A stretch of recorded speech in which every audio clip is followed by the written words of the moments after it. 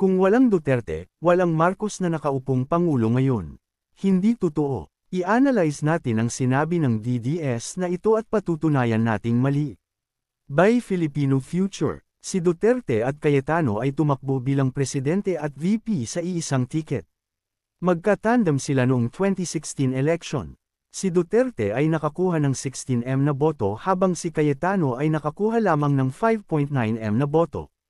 Ang malaking tanong ay ito, kung DDS talaga lahat yang mga botante ni Duterte noong 2016, bakit hindi nila naipanalo si Cayetano?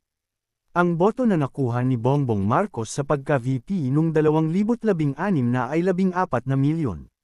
Setting Leni Robredo aside na isang LP candidate, bakit mas malaki ang nakuhang boto ni BBM kaysa kay Cayetano?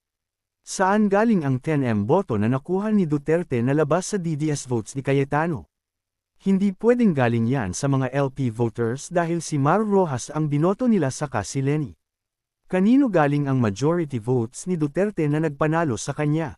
Noong election 2016, umugang ang pangalan ni Duterte nang banggitin niya paulit-ulit ang pangalan ng yumaong President Ferdinand E. Marcos sa kanyang mga kampanya. Napansin ito hindi lamang ng mainstream media kundi pati ng mga Marcos loyalists and supporters. Lalo na nung nagsabi si Duterte na ipapalibing niya ang bangkay ni Apoleke sa Heroes Cemetery. Good news ito sa mga Marcos loyalists. Noong panahon ng kampanya, ang mga Marcos loyalists sa panunguna ni Jose Calida ay bumuo ng isang alyansa. Tinawag nila itong ALDAB o Alyansang Duterte-Bongbong. Ang katindem ni BBM ay ang late senator na si Miriam Defensor Santiago.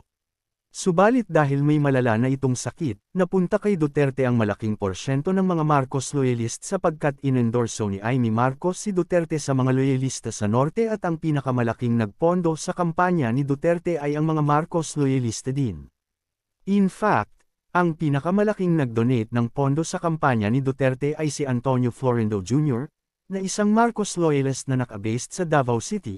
Nasa total of 75 million pesos ang naidonate niya kay sa kampanya ni Duterte. Si Sap Antonio Lagdameo na childhood friend ni PBBM ay pamangkin ni Antonio Florindo Jr. Ano ang dahilan bakit red color ang pinili ni Duterte na political color sa kanyang kampanya, gayong ang partido niya na PDP Laban ay isang dilawang partido at ang kanyang katandem na si Cayetano ay isa ring dilawan? Isa lang ang sagot, kailangan ni Duterte gamitin ang red color para makuha niya ang boto ng mga Marcos loyalists. Ang red color ay political color ng mga Marcos simula pa noong una. In short, ang pinakamalaking grupo na nag-endorso ng alyansang Duterte-Bongbong ay mga Marcos loyalists. Ngunit of course hindi lahat ng Marcos loyalists ay bumoto kay Duterte. Ang iba ay bumoto kay Grace Poe na sinasabi nilang half-sister daw ni BBM, at ang iba ay bumoto kay Jejomar Binay dahil isa rin siyang Ilocano. Maliwanag na ang 10 milyon botante ni Duterte noong 2016 ay nanggaling sa mga Marcos loyalista. Kung hindi bumoto ang mga Marcos loyalists na ito kay Duterte sa pagkapangulo, malamang sa malamang hindi tayo nagkaroon ng Presidenteng Duterte dahil matatalo siya ni Mar Rojas sa boto.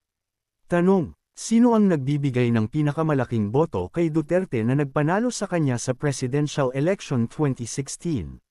Sagot: Marcos loyalists. Nakita nyo ba ang caravans noong 2022 election? Puro halos kulay pula ang suot ng mga tao. Bihira ka makakita ng kulay green. Kaunti lang. At hindi pa nag-file si Sara ng kandidatura, nag-umpisa na ang caravan ng mga BBM supporters. Nang makita ni Sara na napakaraming mga Pilipino na dumadalo sa caravans ni BBM, alam niya na hindi niya makukuha ang boto nila kapag lalaban siya kay BBM sa pagkapangulo.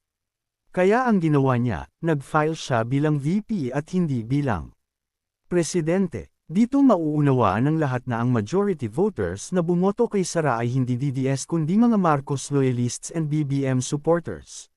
Tandaan, ang DDS ay nag-umpisa lang sa Davao noong 2016. Pero ang Marcos loyalists nandyan na simula pa noong 1965.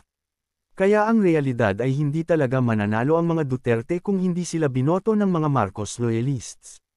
At ngayong eleksyon 2025 at 2028, hindi na nila kailanman makukuha ang sagradong boto ng mga Marcos loyalists dahil sa ginawa nilang mga pambababoy, panlalait, pang-aalipusta, at pagbabante sa pamilya Marcos, lalo na nung nagsalita si Sara na ipapahukay niya ang bangkay ni Apolacay at ipapatapon sa WPS. Ang kawalang hiyaan, kawalang paggalang at delikadeza, at kabastusan ng babaeng ito ay lalong nagpa-discourage sa milyong-milyong Marcos loyalists na iboto siya sa susunod na halalan. Ang pambabastos nila sa mga Marcos ay nakapagbigay ng matinding sakit sa kalooban ng mga Marcos loyalists na silang silent majority voters sa Pilipinas. Bakit umabot ng 30 milyon ang mga naitalang boto noong 2022?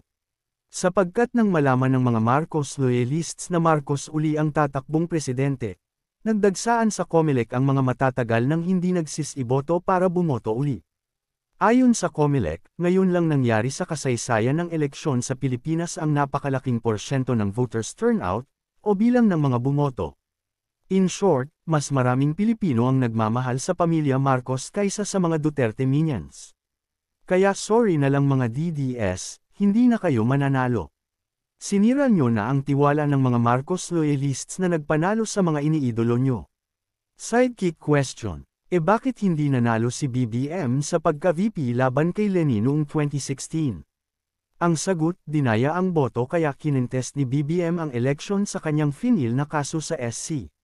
Nasa video na ito pinost ni BBM ang mga ebidensya ng dayaan na inignore ng mga justices sa SC tulad ni Leonen at kay Gioa na mga anti-Marcos, na sila ring humawak ng kasong ito. Pwede niyong mapanood ang videos ng Pandaraya noong 2016 election sa mga link sa comment section.